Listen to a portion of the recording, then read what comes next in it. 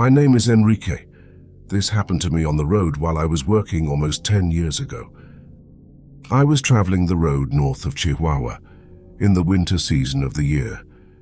Anyone who has visited this part of Mexico knows that the area is always cold, but in wintertime, the temperature usually drops to below 0 degrees. Although this happened to me almost a decade ago, what happened there and the details of everything I experienced are present in my head as if it had happened just a few days ago. I am sure that an experience of this kind is never forgotten. I was driving my truck, towing a load of canned food and various products for a supermarket.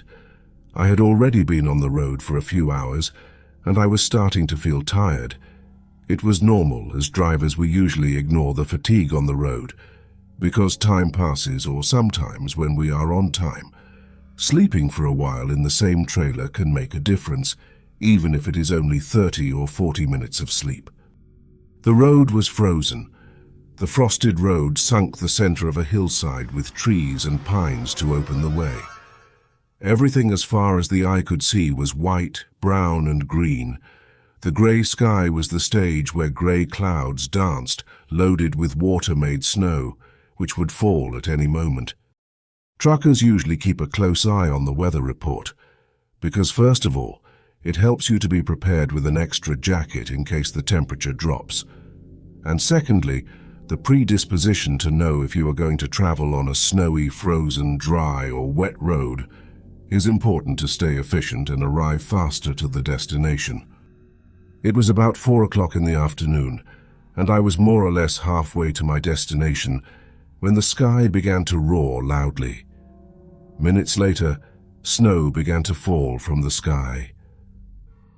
The strong blizzards smashed the small snowflakes against the windshield, making visibility difficult along the way.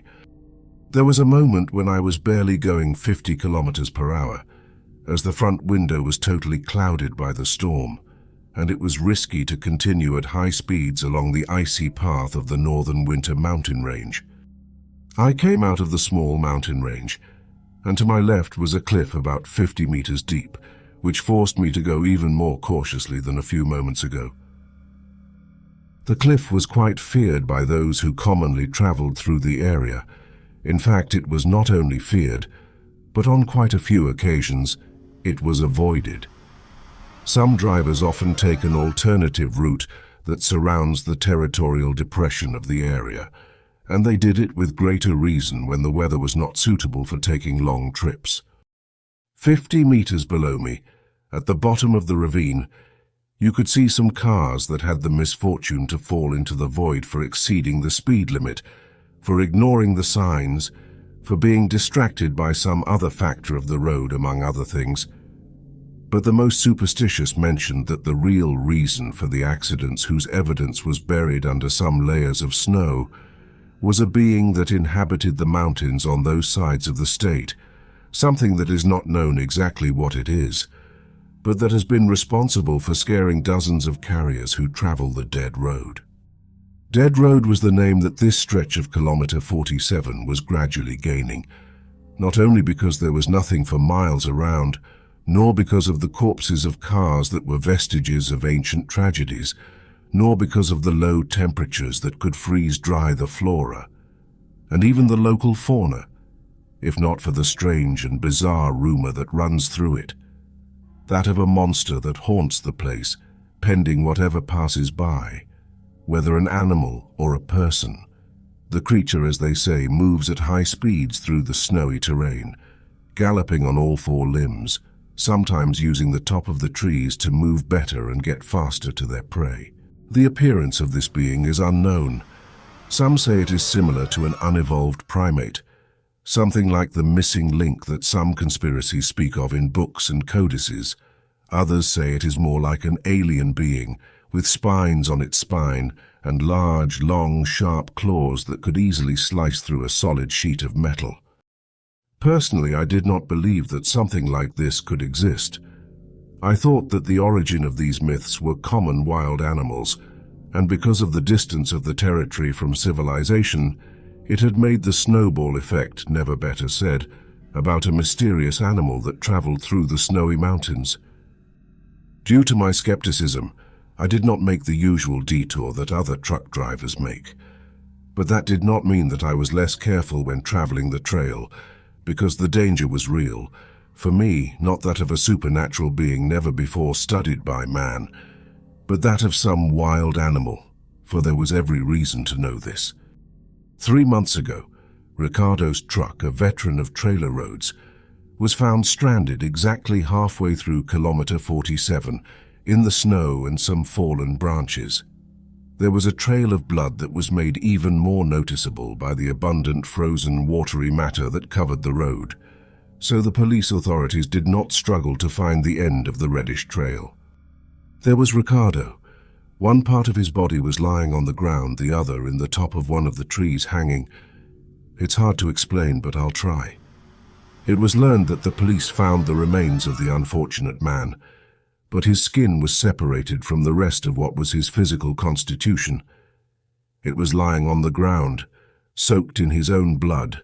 Above, at the top of the tree, the reddish and still warm muscles of the subject hung inert, as if he had been strategically placed there as a hunting trophy. It was not known what ended Ricardo's life. In fact, the investigations continue, but the fact gave free rein to theories about the feared monster that is said to inhabit these desolate places. What I believed was that the facts were true, but we do not know to what extent. The collective panic did its thing, causing word of mouth to exaggerate the original facts. It may be that Ricardo's death was much less visceral than described. It may have been simply an unfortunate accident that could happen to anyone in an undefined part of the country, even the world, and that had little or nothing to do with a being of mysterious nature. Or it could also be that the legends were true, and that it all happened just as told. But personally, I was never intimidated by these wild claims. Another of the strange characteristics of the dead road is that communications are usually very unstable. The radio, telephone signal, and any type of digital equipment begins to fail. In fact, many of those who dare to transit the dead road know that they already entered it when the radio begins to transmit only static, and realize that they left. When the music was heard again, I must admit that I could not find a logical explanation for this. It was something that was just weird, and I really had no solution to which to turn. The stormy weather did not let up. Then, in the middle of the gale, I heard the sound of air rushing out, and as the truck was leaning slightly to one side, what nobody wanted to happen to them on the dead road had happened. A tire of my transport was punctured. I got out to see the damage. The right rear tire had been punctured. The odd thing was that there was no hole, but rather the tire appeared to have been torn, like the seams of a fine cloth. I also could not find the object that caused the damage. I went to the rear cabin of the trailer for one of the spare parts. When a few meters from me, I heard the sound of footsteps moving, apparently cautious. I turned and was startled to see a little boy at the edge of the road, standing and apparently watching me. I say apparently because I could not see his face. It was covered by the cap of a red padded jacket he was wearing. He was also wearing light brown pants and brown snow boots. It was at least worrying to see a little boy there alone, because his presence had no reason to be at that time and in that place. I called his attention, but he didn't pay attention to me. I got down from the back cabin. I didn't even remember that seconds ago I was looking for the spare part for the flat tire. But when I tried to approach the little boy, he ran away. I stood there not knowing what to do. It was a totally improbable situation. I could not just change the tire and leave. Maybe the child had suffered an accident. Maybe there was a car a few meters away where his parents were injured or in need of help. Or I do not know. There were too many possibilities in the unexpected presence of an infant in the middle of nowhere. The snowy mountains and the first traces of what seemed to be a snowstorm of considerable proportion. I followed the child off the road. I went off the road, the only thing in that place that denoted hints of civilization, since the rest was totally wild and unexplored. I was shouting at the boy, because I kept hoping he would stop and I could talk to him. But he was very fast, or maybe I was very slow. But I could only see a red dot moving between the trees and the snow, which was getting smaller and smaller until I lost sight of him. I stopped for a few moments as I was hyperventilating. My breath made a cold vapor as it left my body and collided with the ambient temperature. After taking a breath, I was able to continue walking, but my hopes of finding the little one were dwindling. I didn't want to go too far into that area of the dead road either, as I knew I could soon become disoriented and lost, and there, with no signal on the phone and no way to get to my truck, I would be in big trouble. I walked a little further and gave one last shout with all my breath, calling for the child. It was the most I could do in that situation. I planned to change the tire, and getting out of the dead road, call the police and notify them about my sighting of a little boy in the middle of the mountains at the beginning of a snowstorm. I was on my way back to my trailer when I heard a faint rustling behind me, which made me turn around quickly. I saw nothing around, but then I heard the rustling of leaves on the trees and saw snow falling from them. I looked up and could see nothing but the movement of the leaves and branches that make up the canopy of the cold local flora. I began to get alert. As I began to feel stalked, I had the feeling of having at least a pair of eyes on me all the time, and I realized too late that I had been totally exposed to a predator in the vicinity. In those moments did not cross my mind the legends of the creature that say that haunts that part of the mountain range. But sooner, rather than later, I would see what these rumors are about. I began to walk with a hurried pace towards the road, and it was seconds after that when I undoubtedly saw a figure, a lump, jumping from the top of a tree to another, hiding among the branches as if stalking me. At that moment, my alarms went off and I began to run, to flee with more haste than when I had arrived in pursuit of the boy I had not been able to find. I saw all around me how the foliage of the trees swayed with the turbulent passage of something that was evidently heavy, as it made violent jolts between the branches through which it made its way. At that moment, I thought that perhaps I was close to a large primate, and I refused to consider the option of taking as true the legends that circulate around. Then I heard a loud howl, loud and deep, which originated about 20 meters from me, which made me flood with terror. It was not the howl of a monkey or something similar, nor of any other animal that I had heard before. At that moment my nerves began to freeze, and my body responded awkwardly to the indications that my brain gave it. In the midst of my desperation, I fell to the ground and hit the ground with a bump that left me somewhat dazed, which helped me to slow down for a moment and try to move more cautiously. When I looked up, while I was on the ground, I could see a few meters away from me the road and the faint gleam of the metal of my trailer, which gave me back some peace of mind. I got up and kept running, and almost as I reached the road, I heard a loud growl behind me just a few feet away from me. I turned around, and to this day, almost 10 years later, I still don't know what I saw through the trees and snow on that lonely frosted road. A hairless creature and with grey skin, with small but bright eyes, stared at me, its teeth protruding from its snout. There was no nose, only a septum covered with greyish and dry skin. It was not a monkey or some kind of primate, because its thin body and its morphology in general did not match with this kind of animals. Besides, they do not inhabit the Chihuahua Sierra. It had no hair, or rather, it had a very sparse and thin hair. But one of the strangest characteristics was that its head was very similar to that of a human. Its skull was completely round, its jaw protruding, adequate for the large teeth that it carried in its snout, the ears long and pointed. and it seemed to have an enormous facility to travel long distances only with the balance that it made with its long limbs. Upon seeing this being directly, it screamed again with a deafening howl, and I started to run.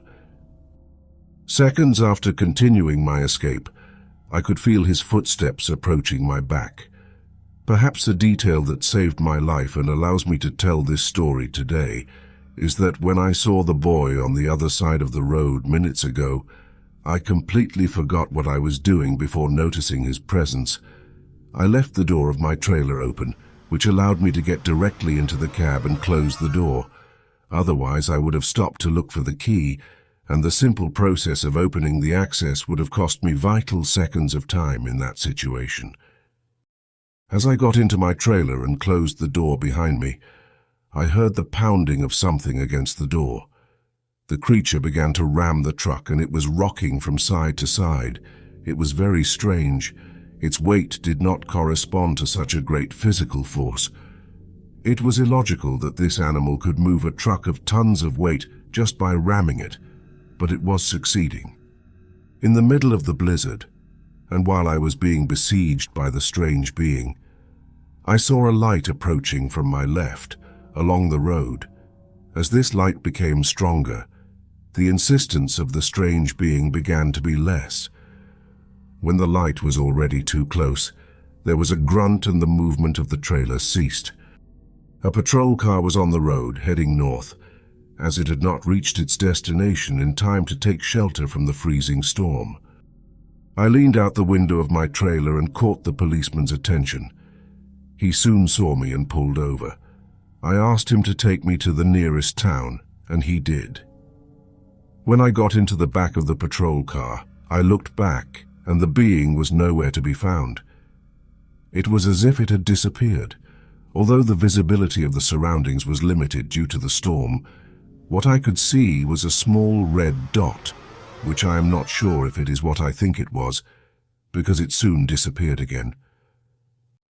Upon arriving at the village, I was undecided whether or not to tell the local police the truth, but in the end I ended up doing so, of course, with due care not to look like someone who was carried away by superstition and desperation at a time like this. I said that what I had seen was a wild animal that tried to attack me, which had an appearance that I failed to recognize. It was the truth. I was not lying at all, of course. The appearance of the being was something that was nothing like any animal or thing I had seen before, but I did not delve into those details, as it seemed unnecessary. I also told them about the child I managed to see there alone, to which the only response I got was that there would be an investigation into it. It was not my imagination, because days later I went back for the truck accompanied by other people. The door of the trailer on the driver's side was slightly dented and had some scratches, as if something had been rocking it. I was lucky that nobody stole anything from the truck, and also that the policeman who passed by that day had found me, because the dead road is well known for the legends that circulate in the locality, which I now know have some truth. I know that there is something in that place that does not belong to something seen before. I know that the legends of the dead road are real, maybe not as some tell them, but the origin of these has a foundation that I could see with my own eyes, and it was the scariest thing that has happened to me in my life. A loose end that I never had an answer to was the child. Unless there is someone living in the vicinity, it makes no sense that someone would have been there. There is no house or cabin nearby. The nearest town is several kilometers from the place, and I did not know about reports of disappearances. The police did not find anyone after my report. And if there had been a child wandering in that solitude, surely he would have run into the creature that I found, or rather, the creature that found me. At times I have thought that the child is a hook, a way of attracting the bewildered who travel the road, to make them get off their transports and go looking for him, going into the most inhospitable of the place, where they are an easy prey for the creature that lives there. And no one speaks of a little boy who goes along the edge of the cold road, because until that day, no one had lived to tell the tale. But of course, these are only my speculations. Almost 10 years have passed since then, and for no reason do I ever walk the dead road again. I always take the detour that makes you take longer to reach your destination. But that does not harbor the danger of encountering some mysterious and unknown being. I did not take it upon myself to spread my experience among my fellow travelers, because the fame of the place was already enough, and my story would contribute little or nothing to what is already being told. I was also afraid that people would start to believe that my sanity was deteriorating. But today I dared to narrate this experience, shortly before a decade of what I lived there on the dead road. The truth is that I had never been a believer in the paranormal, but until 6 months ago that changed. And I want to tell you about the experience that made me change my mind. You see, I have a normal office job. I'm a data entry clerk, that's what I do. I keep the database for the company where I work. The office is quite far from my home, about 2.5 hours. I have to take 2 trucks to get there, so the first chance I got I bought a car.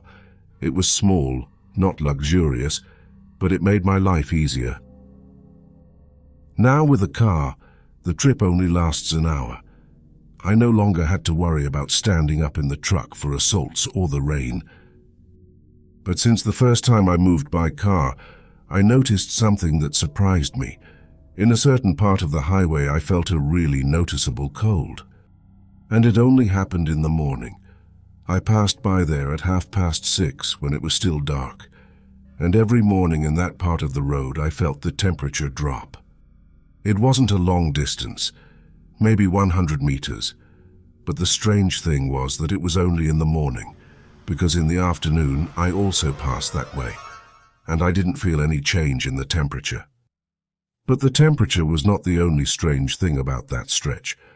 There were times when I started to feel uneasy, as if someone was watching me. I wouldn't really know how to explain that feeling, but it was as if during those 100 meters someone was getting into the car and staring at me. After a couple of weeks, I was already hallucinating a little. When I passed by, I would look around to see if by any chance there was someone hiding in the bushes, but I never saw anyone. On one occasion, due to my workload, I had to stay at the office until 8 o'clock at night. On my way home, there was traffic on the highway which seemed strange to me. As I was going along, I could see in the distance lights like patrol cars or ambulances. The scene seemed strange to me. There were 2 patrol cars and an ambulance. The car was literally upside down. I did not see any sign that it had been hit. In that stretch, there is nothing solid to hit. I did not understand how that vehicle had ended up upside down. The strangest thing of all was that both the driver and co-driver remained inside the car, strapped in. They were not trying to get out. The driver was still holding the steering wheel. When I passed by one of the patrol cars, I could see the officer's face. He had a very alarming expression, as if he had seen something terrifying. Days went by. One of those mornings the cold became more intense, so much so that I could even get steam when I exhaled through my mouth. On that occasion, my rear-view mirror fogged up a little. It wasn't much, but instinctively I wiped it off immediately, however. In doing so, I clearly saw someone sitting behind me, a figure, a shadow without a definite shape, a black lump. My impression was such that I almost spun the car around senselessly, but in the blink of an eye, the figure vanished. Outside the car, out in the open, the cold was even colder. I was shivering. Even so, I tried to calm down. Then I checked my car. Maybe it seems absurd, but I even opened the trunk to see that there was no one inside. I felt silly at that moment, but I felt the need to rule out any possibility, no matter how absurd it may seem. I got back into the car and continued on my way.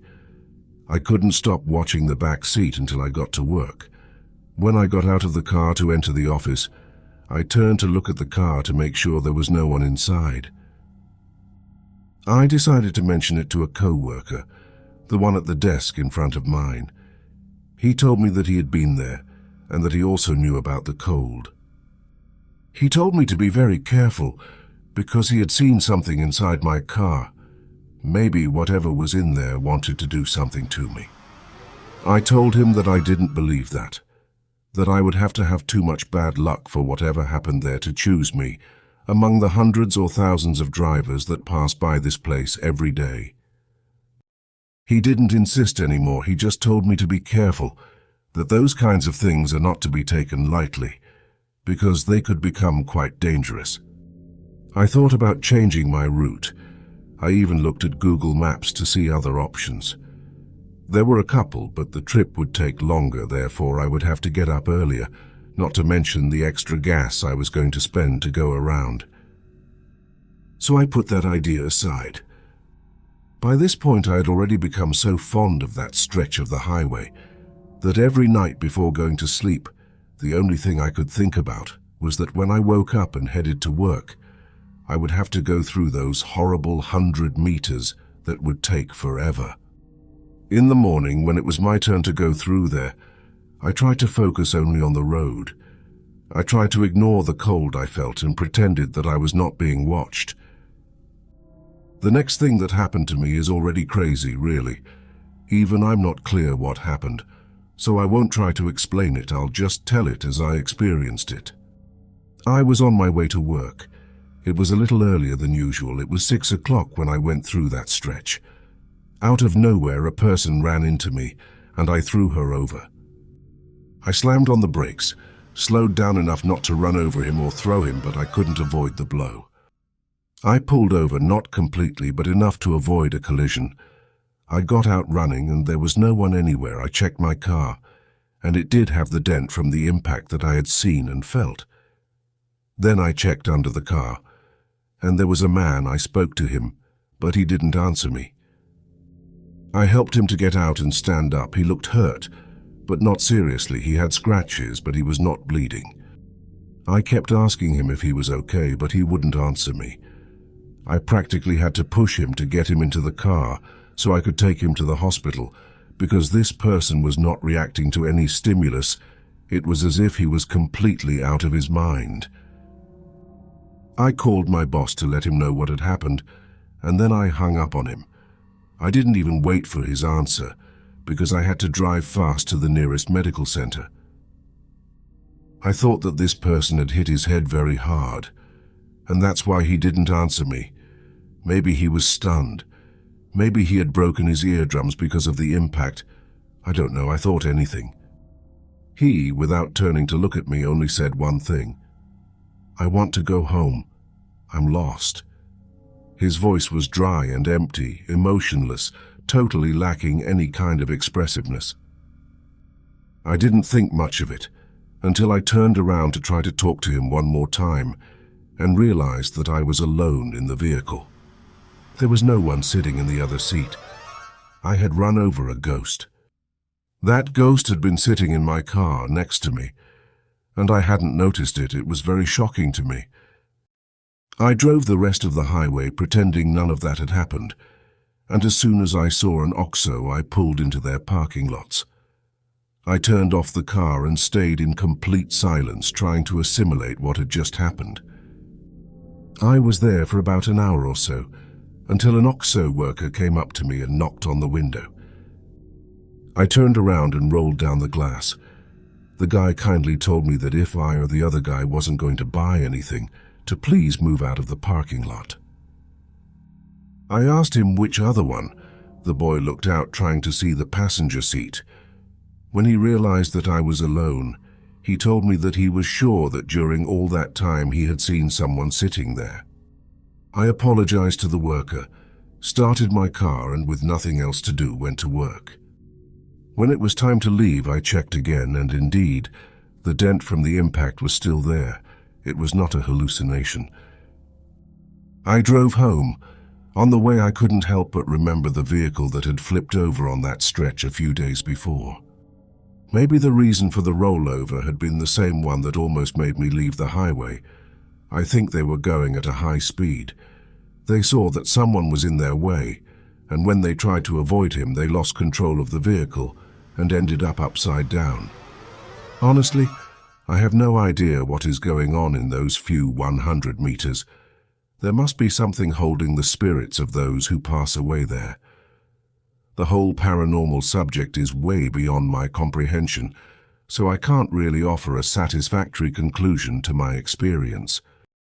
I did not believe in ghosts, and on that stretch of highway I was able to disabuse myself and confirm that ghosts do exist.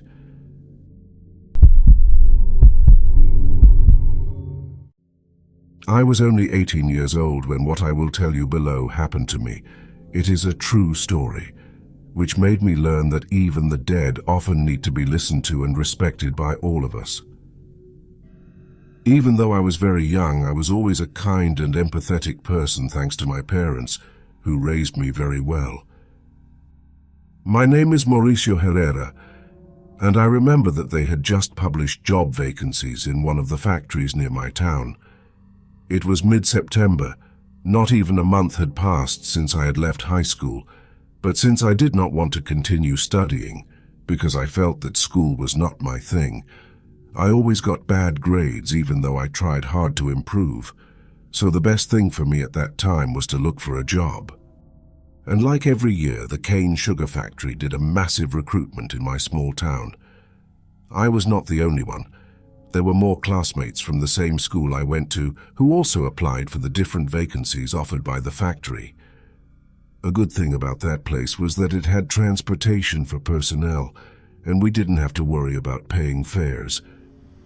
That day, we were summoned to the main garden at 10 in the morning. Once there, we were taken by truck to the main plant, where we were given psychometric and general knowledge tests and job interviews. And without further ado, in the afternoon I was sent back home with a signed contract and a work schedule. I can say that I was excited, because at that age I would be earning well, and I would be able to buy many things and go out with my friends. For a long period of time, everything seemed to go smoothly and work perfectly. The personnel carrier, which picked up the workers, arrived promptly at 5 o'clock in the morning. It was a big, sturdy truck that always parked right in front of the garden. Not that our workplace was located a great distance away, but the route the truck took passed through several communities before arriving at the factory. The start time for the workday was 6 in the morning, which meant there was a whole hour lost in the commute. However, I found the perfect way to make the most of that time by sleeping in. I saw no need to get up so early to bike that commute.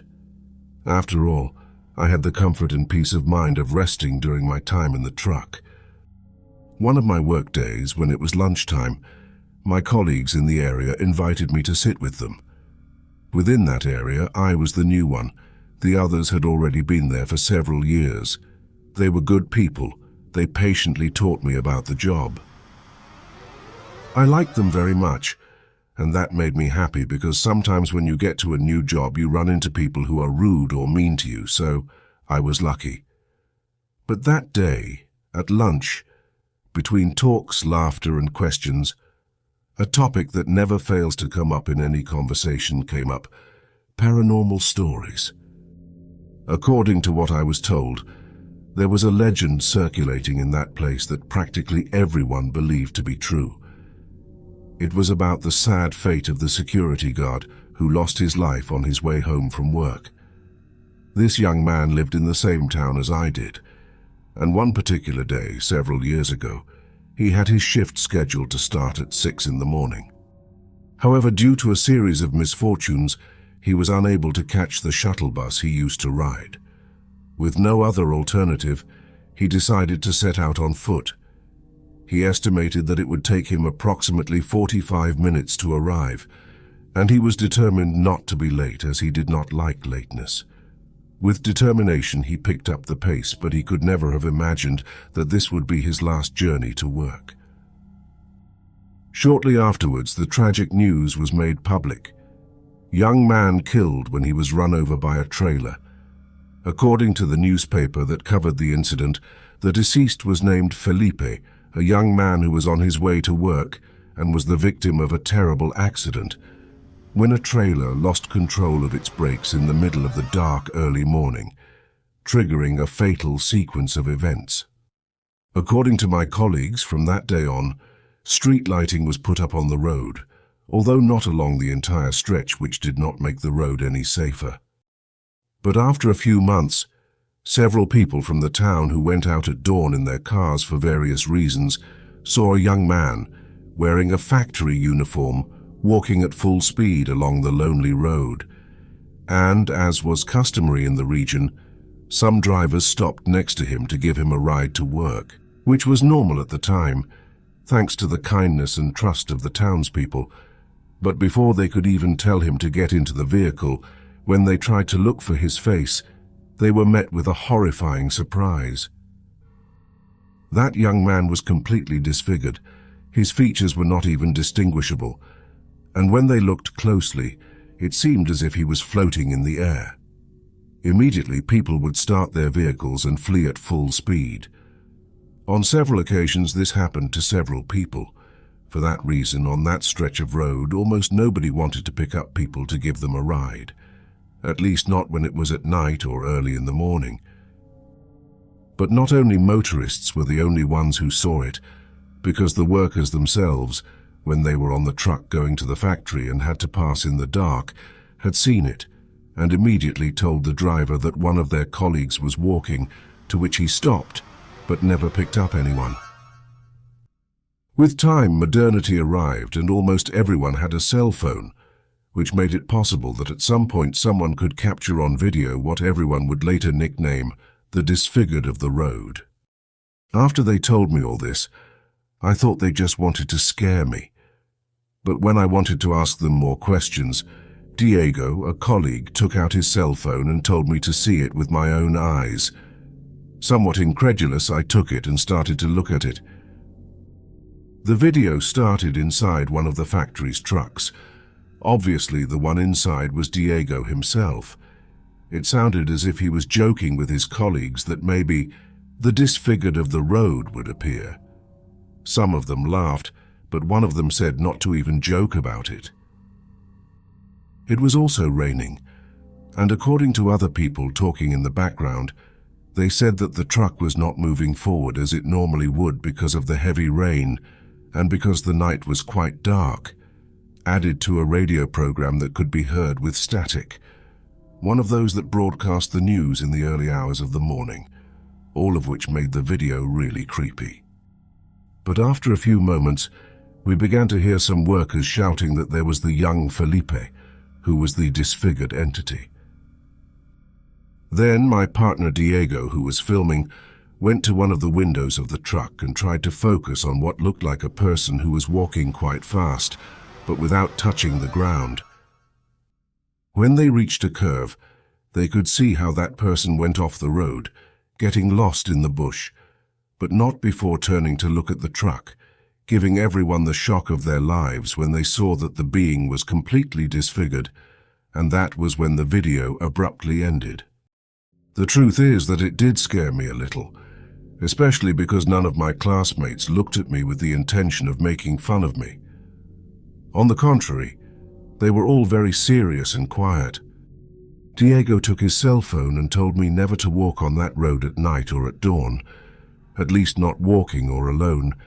He also told me to always wait for the factory truck, and if I didn't catch it, just don't go to work and return to my house, because in that place, when it is dark, is when there are more accidents and more people get lost, and those who have come out alive always say that before something bad happens to them, they always see the disfigured of the road pass by them or even in front of them. Another of my colleagues commented that in the factory it was said that the disfigured of the road kept on walking in order to get to his work. With some hesitation, I asked Diego if others in the factory also had the video of the ghost, and he only told me that many in the factory did, and that if I wanted, he could pass it on to me. After that talk, we got into other topics like funny anecdotes that had happened there and my life in high school, so the atmosphere became a little more cheerful, but I kept that story in my head, and I could only forget it until a couple of weeks later. Anyway, one Tuesday, just when it was time for me to rest, my uncle Alfredo, a merchant by profession, approached me and asked me for a favor. It turned out that his usual assistant would not be able to attend work that day, so he kindly asked me to help him load and unload his merchandise. At the time I was young and had more strength and vitality than I have today, so I had no objection to his request. Determined, I got up early. It was 4 o'clock in the morning, and we headed for my uncle's truck, ready to start the long trip to the supply center of another town, which was located about an hour and a half away. We would drive at a moderate speed, following the road leading to the factory, since it was connected to the main highway. Just as we were passing by that place, exactly at the height of a sign indicating a sharp turn in the road, a rumble resounded in the back of the van, as if something had hit the rear windows hard. My uncle reacted immediately and stepped on the brakes sharply. Fortunately, we managed to keep the vehicle stable and avoid an accident. However, uncertainty and fear took hold of us in an instant. In tense whispers, he told me that the noise was probably the work of thieves who were trying to stop us in the middle of our journey. Faced with the possibility of latent danger, we were on high alert. I decided to thoroughly inspect the van for any clues that might confirm my uncle's theory. However, after thoroughly checking both the exterior and interior of the vehicle, I could find no sign of impact, no trace of loose stones or broken glass. The van seemed to be in perfect condition, as if that roar had been an auditory illusion. But despite the fear, we decided to continue on our way. Arriving in the heart of the village, we decided to make a closer inspection of the van in search of any clues that might explain the mysterious knock we had heard. However, to our surprise, the van was in impeccable condition. There were no dents, scratches, or any other visible signs of damage. It seemed that the inexplicable blow had left no trace on the vehicle. We were perplexed by the lack of concrete answers, but we got on with the job. Once we had finished our work at the central market, and with the purchases duly made, we set out on our way back to my hometown. As we approached the road signs again, my uncle decided to stop the truck. It was around 8:30 in the morning. Dawn had already broken, and the surroundings were animated by the presence of peasants going about their daily chores. The daylight and the activity in the area mitigated to some extent the sense of mystery and terror that had accompanied our previous visit to that place. With determination, we ventured out to look for any indication of what might have caused the disturbing noise. We carefully inspected the surroundings for any misplaced stones or strange elements that might explain the incident. However, the road appeared to be in its usual condition, with no obvious disturbance. Among the bushes lining the road, my attention was caught by a small iron cross, barely visible due to the dense grass surrounding it. Intrigued by its presence, I set out to clear some of the accumulated brush around it to get a better view of it. With patience and care, I gently pulled the weeds that had grown around the cross. I didn't know exactly what to expect from that gesture, but I sensed a strange omen, and that solitary object in the middle of the road would surely have something to do with it. As I pulled back the weeds, I revealed more details of the small iron cross, whose surface showed signs of wear and rust from the passage of time. My mind filled with unanswered questions as I stared at that small symbol, wondering what its meaning might be and why it was there, isolated and forgotten in the middle of nature. The intrigue became more and more enveloping, and the enigma of the blow to the van seemed to be somehow intertwined with the discovery of the cross. However, No clear answer emerged from those moments. It was then, when looking more closely, I could read, "Rest in peace, Felipe." I immediately understood. It was the place where that security guard died. Then I told my uncle, who seemed to know the story. I felt some sadness. I imagined myself in a situation where I had to die young, and I felt bad for that person. It did not seem fair that a person with so many dreams and goals had died. Besides, he was someone very young and hard-working from what everyone said. My uncle brought some candles that he bought at the Central Supply Store, since he sometimes put altars to the Virgin of Guadalupe. So he simply took one and put it near the cross and told Felipe, referring to the cross, that he would rest in peace and that we were just passing by. Then we got into the van and left. The days passed and life flowed normally, until one morning, as a joke of fate, I didn't wake up at the usual time to go to work. When I arrived at the garden, it was already 5:10 in the morning. The staff truck had already left. Now I was in a bit of a dilemma. If I didn't go to work, I would be docked for the day and delay my permanent hiring process. I had just started, and I really liked the job, but I also had in mind what my partner Diego had told me about being on the road alone in the wee hours of the morning. Anyway, I felt angry with myself for that oversight. It didn't seem very responsible of me to have overslept and not caught the truck, so I punished myself, and that day I told myself I couldn't miss it. So I ran home, grabbed my bike and started my way to the factory. I knew I would get there early, but I didn't care. Everything was going smoothly until I got to the signposts where Felipe's cross was. The strange thing was that the candle my uncle had put on it several days ago was still burning. After leaving the cross behind, I began to feel a shiver down my spine. I began to pedal faster. He stood behind me, put his feet on the devil's, and his hands on my shoulders, which felt very cold. But one strange thing I noticed was that he weighed almost nothing. I tried to look on the bright side, as I would no longer be riding alone on that road. Time went by, and neither he nor I talked about anything, until we got a few meters away from the factory. Before getting off my bike, he told me that he thanked me for helping him, that no one had ever done that before. He told me that he could finally get to his job.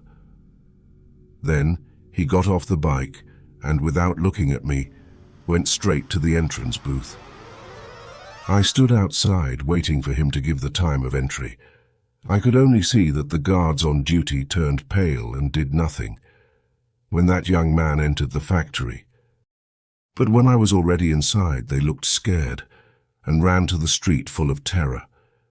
Then they came up to me and asked me if I knew who I had taken on my bicycle, and I said no.